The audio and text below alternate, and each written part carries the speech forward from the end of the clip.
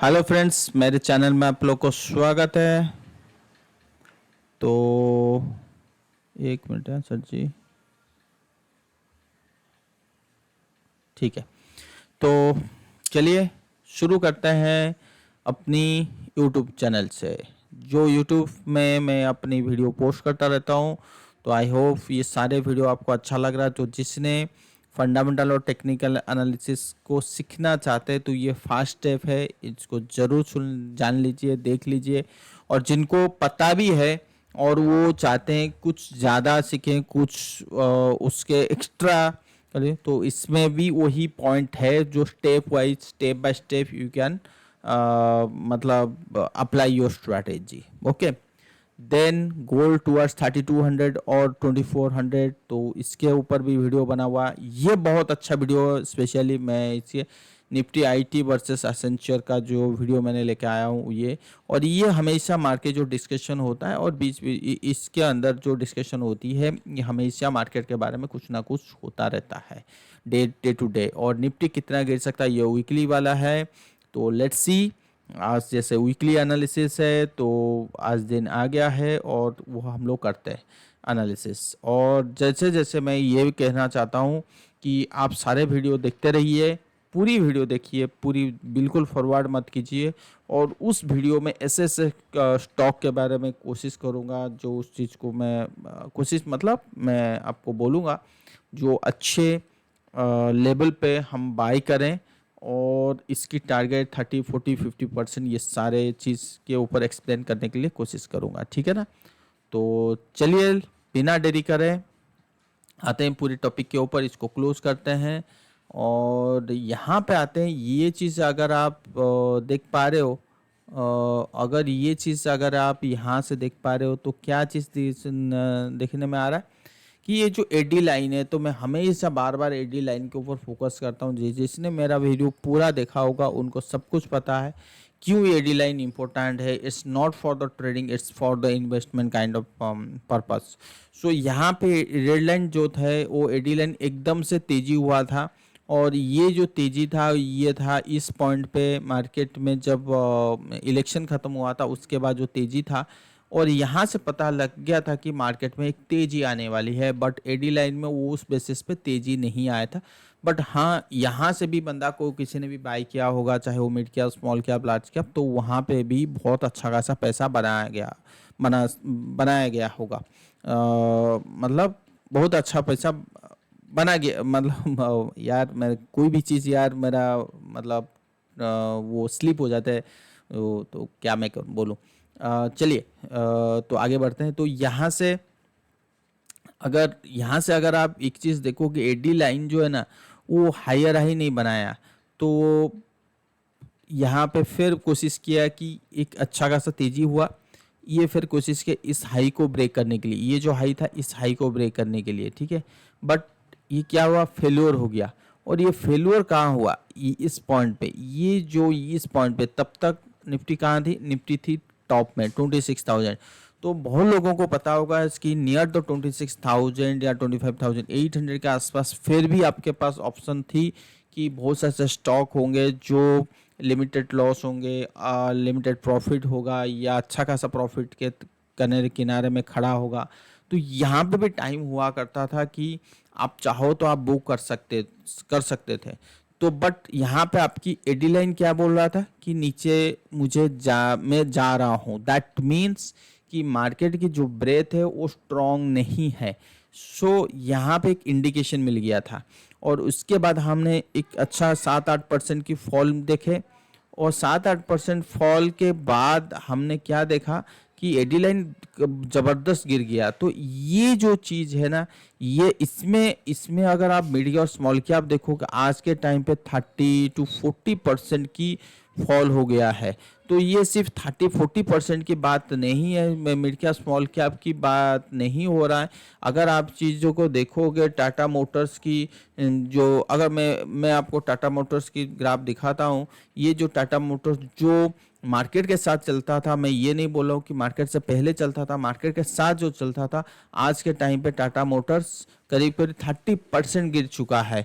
और यहाँ पे बहुत वैल्यूएशन बाकी है, बहुत सारे से विभिन्न मीडिया में सारे जगह ही बात होती है कि यहाँ पे वैल्यूएशन बाकी है, वैल्यूएशन बाकी है, buy and hold kind of strategy है। बट इसकी जो टॉप एरिया है वहाँ से 30% गिर चुका है, और वो कहाँ तक गिरेगा ये बिल्कुल नहीं पता। बट मुझे लग रहा है कि यहाँ तक एक वैल्यू बाइंग बनता है। बट लेट्स सी, अभी भी ऑटो सेक्टर में सेलिंग है, तो इसीलिए मैं बिल्कुल ये नहीं बोल रहा हूँ कि 770 या 780 के आसपास ही बाई किया जाए। बट आपको वो भी देखना पड़ेगा कि ऑटो सेक्टर को भी देखना पड़ेगा, तो ये चीज़ हमेशा याद रखिए, ठीक है ना। तो यहाँ से मुझे हमें एक कॉन्फिडेंटली एक लोयो लो बन गया है, तो ये चीज दिमाग में बैठ जाइए। तो ये था एडी लाइन का महत्व, एडी लाइन की इम्पोर्टेंट, एडी लाइन स्टडी करके आप कैसे अपनी जो लॉन्गर टर्म स्टॉक है उसको कैसे बचा सकते हो, वहां से कैसे निकल सकते हो मार्केट से पहले, या आप कोई सोच रहे हो या बड़ी पोर्टफोलियो बनाने के लिए क्या वो टाइम सही है। सो एडी लाइन बहुत बड़ी इंपॉर्टेंट पॉइंट, मतलब उसकी जो इम्पोर्टेंस है ना बहुत मायने रखता है। ये तो मैं उसको तो 100% मानता हूँ, और मैं हमेशा रोज देखता हूँ वीकली का एंड ऑफ द डे के बाद, ठीक है ना। तो उसके बाद ये देखिए नेशनल में यहाँ से ब्रेकआउट दिया, तो टारगेट तो 850 है ही है।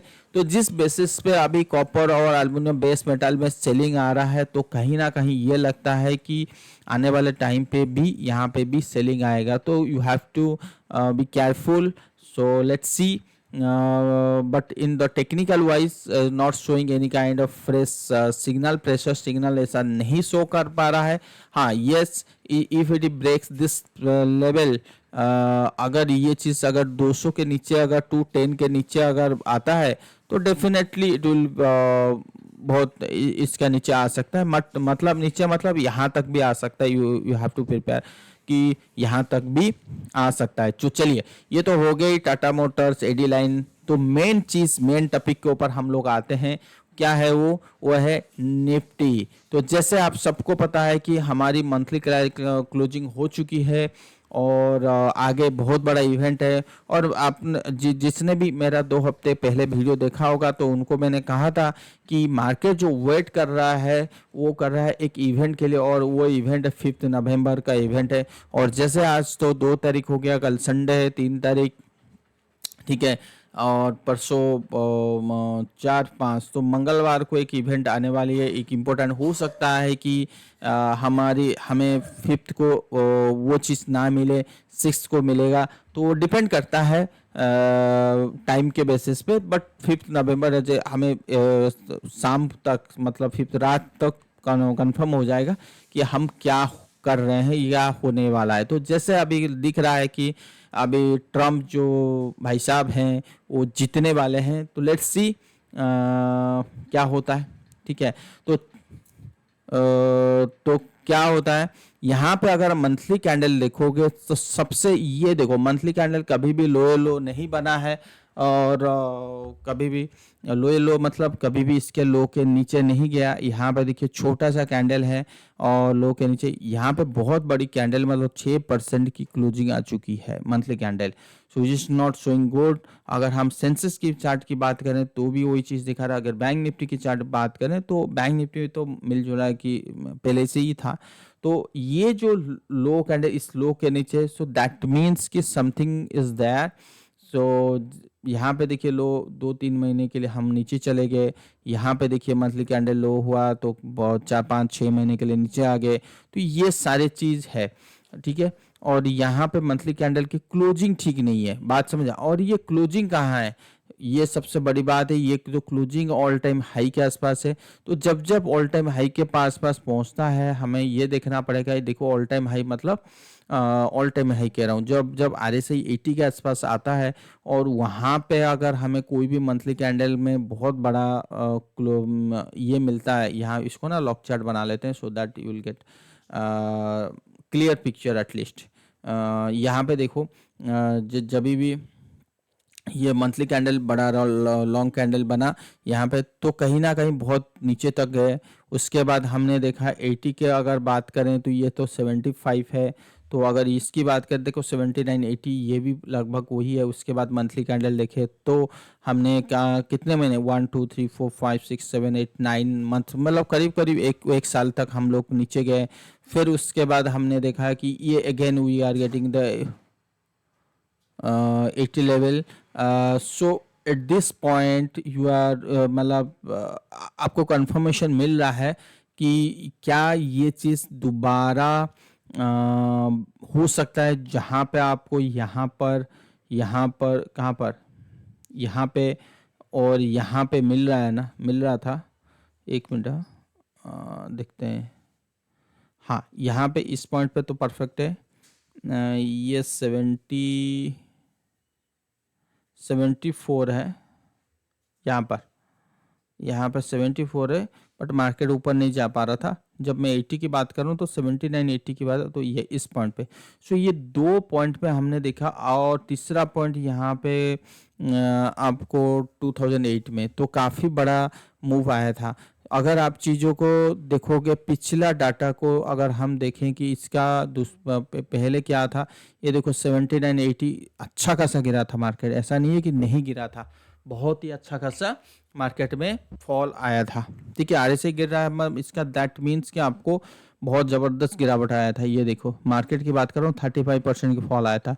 तो उसके बीच में फिर हमने ये देखो पहले से ही मैंने लगा के रखा हूँ यहाँ पे। अगर जो जो 80 है इसको मार्क करके रखा हूँ। चलो इसको भी मार्क कर लेते हैं और इसकी कलर चेंज कर लेते हैं, सो दैट कि आपको एक, हाँ हो गया।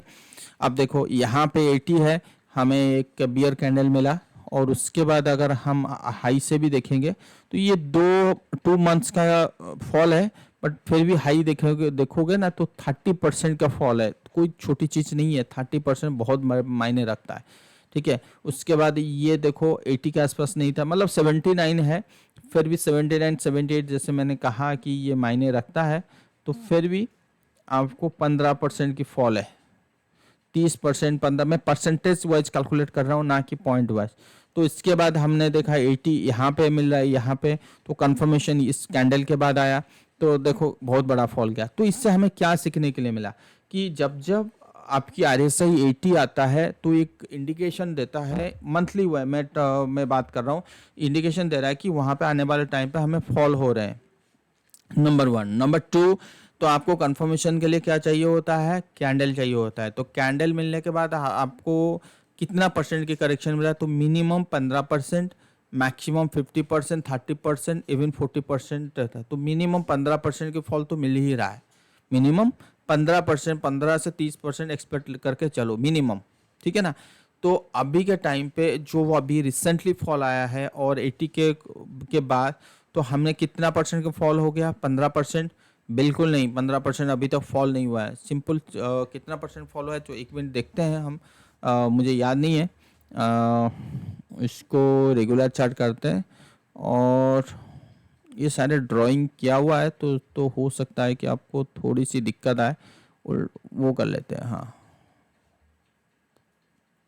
तो 8% में बता रहा था ना, 8% की फॉल है, उससे ज़्यादा फॉल है ही नहीं, 8% की फॉल है। और 15% की के हिसाब से अगर आप देखोगे कि अच्छा उस बेसिस पे, तो 15% के बेसिस पे क्या दिख रहा है, 22,500। तो जैसे पहले भी मैंने कहा था कि 17 15 50 18% तो आसपास, तो यहाँ तो एटलीस्ट हो तो चलो समझ में आता है कि अरे सही कि चलो इसके हिसाब से फॉल हो गया। अगर मैं 30% के बेसिस पे लूँ, अगर वो 30% के बेसिस पे लो, तो ये जो हाई है इस हाई के आसपास आके पहुंचेगा। ठीक है, 15% और 30% के बेसिस पे निकल गया। अब आते हैं वीकली चार्ट में। देखो वीकली चार्ट में ऐसा कुछ टर्निंग पॉइंट मिला है, बिल्कुल नहीं। जो लो बन रहा था वो चल रहा है, और ये इनसाइडर कैंडल है, राइट। और यहाँ पे स्पिनिंग बॉटम काइंड ऑफ, तो इसका कोई मीनिंगलेस है। अगर इस लो को ब्रेक करता है फर्दर तो फर्दर गिरावट आएगी। और इस लो को क्यों मेंटेन किया, क्योंकि पहले से हम यहाँ पे एक सपोर्ट काइंड ऑफ सिचुएशन पे बैठे हुए हैं, राइट। और हमारी जो कैंडल है वो लो है, तो दैट मीन्स इस लो को अगर ब्रेक करता है इस लो के नीचे फर्दर चलता है तो कहीं ना कहीं we are going to touch at least this level, at least मेरा मानना है यहाँ तक तो आना चाहिए मिनिमम। ठीक है, ये पहले से ही बोल के रखा हूँ। और ये अगर मैं मूविंग एवरेज के बेसिस पर जाऊँ तो 23,500 पहले से ही बोला हूँ कि 23,500 के बेसिस पे या 22,800 के यहाँ तक मिनिमम आनी है। बट वैसे और मोटा मोटी देखे तो मैं एक्सपेक्ट कर रहा था कि 21,500 से 22,000। ठीक है, ठीक है। तो अभी तक भी नीचे का द्वार खुला हुआ है। और चलिए अब आते हैं आरएसआई में। आरएसआई में ऐसा कोई सिचुएशन क्रिएट हुआ है नहीं। अब जंप करते हैं डेली चार्ट में। तो डेली चार्ट में ऐसा क्या दिखाई शो कर रहा है। डेली चार्ट वाइज अगर आप सुपर ट्रेंड यूज भी कर रहे हो तो दैट इज ऑल्सो सेइंग कि मार्केट को नीचे आना पड़ेगा। अगर मैं इचिमोकू की बात करूं तो इचिमोकू ट्रेडिंग के नीचे, क्लाउड के नीचे ट्रेड हो रहा है तो वो भी नीचे की बात कर रहा है। तो फिर कौन सा चीज इसको रोक रहा है। अगर मैं मूविंग एवरेज की बात करूं तो जितने भी मूविंग एवरेज 10-20 क्लियर, 10-20 का जो मूविंग एवरेज होता है वो शॉर्ट टर्म के लिए बताता है। ये देखो 10-20 जब जब क्रॉसओवर आता है, ये देखो 10-20 आया है तो मार्केट बहुत तेजी से भागा। तो यहाँ पे 10-20 ऑलरेडी क्रॉसओवर मिल चुका है। तो जब तक 10-20 में क्रॉसओवर नहीं आएगा ऊपर की तरफ तो हम ऊपर की बात बिल्कुल नहीं करेंगे। फिर भी जैसे मैंने कल को एक वीडियो बनाया था मूविंग एवरेज टेक्निकल एनालिसिस, जो स्टॉक या जो इंडेक्स 200 के ऊपर है बहुत पॉजिटिव है, 200 के नीचे है तो नेगेटिव है। 200 के ऊपर का मतलब होता है 23,500। तो जब हमने 2 बार भी देख लिया है कि ये देखो इस लो को मूविंग एवरेज को टच करके ऊपर गया फिर मूविंग एवरेज, तो इस बार भी एक्सपेक्ट करते हैं कि मूविंग एवरेज के आसपास हो सकता है कि हमें एक बाइंग मिले। अब ये तो कंफर्मेशन तो ऊपर ही आएगा, बात समझ में आया। तो अभी तक का गैप कितनी है, अभी तक 800 पॉइंट का गैप है इन दोनों के, मतलब प्राइस और ये मूविंग एवरेज के बीच में, राइट। तो ये था। और अगर हम आरएसआई में जाएं तो आरएसआई में ऐसा कोई सिनेरियो नहीं बन रहा है जो जिस बेसिस पे मैं आपको बता दूं कि यहाँ पे बहुत ही बड़ा तेजी में मार्केट बैठा हुआ है। ठीक है, तो ये था निफ्टी के ऊपर व्यू, जो पहले ही रहा था आज भी वही है। और मे बी फोर्थ को हम दोबारा इस काइंड ऑफ कंसोलिडेशन देखेंगे। अब जंप करते हैं बैंक निफ्टी में। तो बैंक निफ्टी में पहले भी बोला था कि ये एक बहुत बड़ा सपोर्ट एरिया है और इस सपोर्ट एरिया को अगर 4 नवंबर को ब्रेक कर लेता तो फिर तो कंफर्म हो जाएगा कि इसने दोनों चले जाएंगे। अगर 4 नवंबर के जगह अगर ये 5 नवंबर को भी ये इस लेवल को ब्रेक करता है तो भी हम अच्छा खासा नीचे जा सकते हैं। तो ये था बैंक निफ्टी के ऊपर व्यू। ठीक है, और उसके बाद हम स्टेप बाय स्टेप देखते हैं निफ्टी 500 के ऊपर। तो निफ्टी 500 ऐसा कोई कहानी नहीं बता रहा है कि हम ऊपर जाएंगे। अभी सिंपल वीकली चार्ट देखते हैं। ये देखो वीकली आप देखोगे क्या स्मॉल कैप में बाइंग आया है। अभी रिसेंटली मैंने आपको दिखाया था एडी लाइन में बाइंग आया था। तो एक मिनट एडी लाइन पे दोबारा चलते हैं। यहाँ पे अगर आप चीज़ों को देखोगे एडी लाइन एकदम से बाइंग आया तो आपको दिख रहा होगा कि एडी लाइन में जो बाइंग आया है इस 2-3 दिन के अंदर SSS mid cap small cap होंगे जो अच्छे खासे तेजी में बैठे थे या अच्छे खासे तेजी हुए थे। ठीक है, so that does not mean वहाँ पे हेवी बाइंग प्रेशर आ रहा है।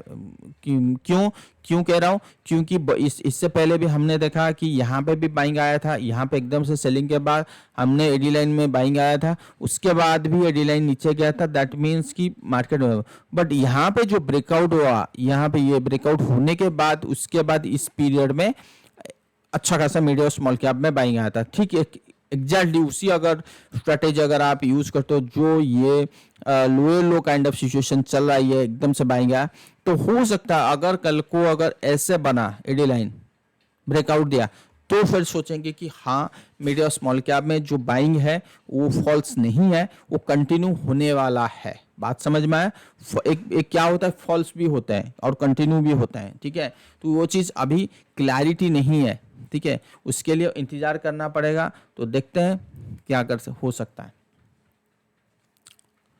तो ये जो स्मॉल कैप है, ये देखो 1% है। तो मेरा मानना है कि थोड़ा सा सावधान बनी रखिए। यहाँ पे कोई, हाँ इस बेसिस पे तो कोई ब्रेकडाउन हुआ नहीं है। मिड कैप हुआ नहीं है। पावर देखो पहले क्या था, पहले 10 और 20 को देखोगे तो कभी भी मूविंग एवरेज के नीचे कभी भी क्लोजिंग नहीं हुआ था, बट इस बार क्लोजिंग हुआ है। ये जैसे मिड कैप इस बार क्लोजिंग हुआ है, पावर इस बार क्लोजिंग हुआ है, जूनियर इस बार क्लोजिंग हुआ है, ऑटो इस बार तो क्लोजिंग हुआ है। तो इससे क्या इंडिकेशन मिलता है कि ये पहले मुकाबले में पिक्चर जो है काफ़ी अलग है। पहले क्लोजिंग नहीं हुआ था, अब क्लोजिंग हुआ है। कुछ कुछ ऐसे इंडेक्स है 2 वीक्स 3 वीक्स हो गया क्लोजिंग होते हुए। तो इसका ये मीनिंग है कि पहला सिनेरियो अभी का सिनेरियो काफी फर्क है। हम ये नहीं देख सकते, ये नहीं कह सकते 8-10% की गिर गया तो दैट मीन्स कि बहुत हो गया इसमें बाई कर लो, ऐसा बिल्कुल नहीं है। सिनेरियो चेंज होता है। यहाँ पे अगर आप देखोगे ऑयल एंड गैस जो कंटिन्यूसली चल रहा था नवंबर 2002, ये क्लोजिंग हुआ है। कमोडिटी ये क्लोजिंग हुआ है। तो जितने भी आप स्टॉक के इंडेक्स के बारे में बात करें अकेला बैंक को छोड़ के, तो सारे स्टॉक सारे इंडेक्स ये कह रहे हैं कि ये कहीं ना कहीं कोई दिक्कत तो है ही है। देखो एफएमसीजी में कंटिन्यूस बड़े बड़े कैंडल बना हुआ है, राइट। इंफ्रा, और इंफ्रा में तो जो ये देखो ये इसके नीचे बड़ा कैंडल कभी भी नहीं है। ये देखो यहाँ पे बड़े कैंडल है, इससे इससे पहले कोई भी बड़ा कैंडल है ही नहीं। यहाँ पे एक बड़ा कैंडल आया था और बट यहाँ पे हमने उस लो को मेंटेन किया, उसके बाद एक अच्छा खासा तेजी गया। तो यहाँ पे बड़ा कैंडल के बाद अगर इस लो को मेंटेन करेंगे सो देन विल थिंक कि कुछ हो सकता है। बट मेरा मानना है जब हम मार्च 2023 से अभी एक साल से ऊपर हो गए तो कहीं ना कहीं इतने जल्दी ऊपर नहीं जाएंगे, तो थोड़ी सी तो टाइम लगेगी, ठीक है। उसके बाद आईटी मैंने आपको बोला था कि आईटी में कुछ तो हलचल होने वाला है। तो एग्जैक्टली हमने इस वीकली में करीब करीब 4% की फॉल देख लिए, ठीक है। अब रहा मेटल्स की जो बात हो रही है, तो मेटल में कुछ तो गड़बड़ होने वाला है। मेटल में मैं बिल्कुल पॉजिटिव नहीं हूँ, बिल्कुल नहीं हूँ। अगर आपको मौका मिलता है ऊपर में तो निकलने के लिए सोचिए, क्योंकि जो इकोनॉमिक डाटा आ रहा है वो ठीक ठाक नहीं आ रहा है। एमएनसी तो कोई भी इंडेक्स ऐसा शो नहीं कर रहा है। जैसे फार्मा थोड़ी बहुत सपोर्ट दे रहा है, बैंक निफ्टी सपोर्ट दे रहा है, इसके अलावा कोई ऐसा है ही नहीं जो आपको सपोर्ट दे रहे हैं। जैसे ये है पीएसयू बैंक इंडेक्स, तो वो सारे, ठीक है। सबसे बड़ी जरूरी चीज अगर हम बात करें तो वो है वोलेटिलिटी इंडेक्स। तो वोलेटिलिटी इंडेक्स की अगर आप चीज़ों को देखोगे तो यहाँ पे आपको क्या नज़र आ रहा है कि ये जो ब्रेकआउट अगर हो गया, ये वोलेटिलिटी इंडेक्स यूएस का है, अगर यहाँ पे ब्रेकआउट हो गया या सस्टेन किया तो काफ़ी बड़ी तेजी किसी भी टाइम पे हो सकता है। और ये जो ब्रेकआउट किनार पे खड़ा है, तो जो मैं जैसे मैंने कहा था कि यूएस का इलेक्शन आ रहा है वो 5 नवंबर को, तो थोड़ी सी भी इधर उधर हुआ और विक्स तेजी हुआ, तो विक्स तेजी का मतलब है मार्केट गिरना रखा हुआ है, मतलब उसको कोई नहीं रोक के रख सकता। तो इंडियन विक्स भी देख लेते हैं, तो इंडिया विक्स भी ऑलरेडी तेजी हो चुकी है। तो ये यहाँ पर इसका पूरा जो रूम है वो खाली है, ठीक है। तो ये विक्स के बेसिस पे भी मैंने आपको दिखा दिया। अब आते हैं यूएस मार्केट को देख के। तो यूएस मार्केट में जैसे मैंने पहले भी कहा था यहाँ पे क्लोजिंग हो चुकी है, तो मैं तो थोड़ी सी सावधान रहता हूँ। और इनका तो सबसे बड़ा इवेंट है, तो ये बेटर है कि 5 नवंबर को इनकी एनालिसिस किया जाए। और यहाँ पे काफ़ी कुछ टर्न अराउंड स्टोरी हो चुकी है नीचे की तरफ। तो यूएस मार्केट में थोड़ा सा सावधान, जैसे ये डाउ जोन्स ट्रांसपोर्टेशन इसके नीचे अगर फॉल होता है तो कंफर्म हो जाएगा, रुसेल इसके नीचे फॉल होता है तो कंफर्म हो जाएगा कि इनकी मार्केट भी डाउनवर्ड चलना चालू हो गया है, ठीक है।